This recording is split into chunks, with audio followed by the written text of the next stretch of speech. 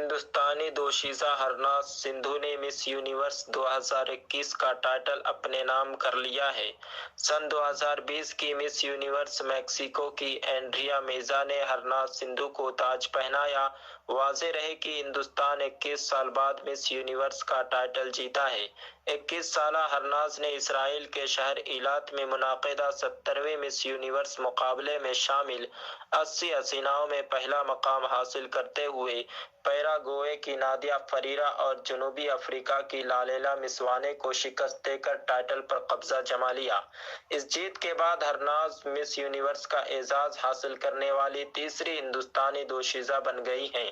خیال رہے کہ ہرناز سے پہلے لارا دتہ سال 2000 میں اور سشمتا سین سال 1994 میں حسینہ کائنات منتخب ہوئی تھیں۔ ہرناز سندھو نے اپنے مقابلہ حسن کا سفر اس وقت شروع کیا تھا جب وہ محض 17 سال کی تھیں۔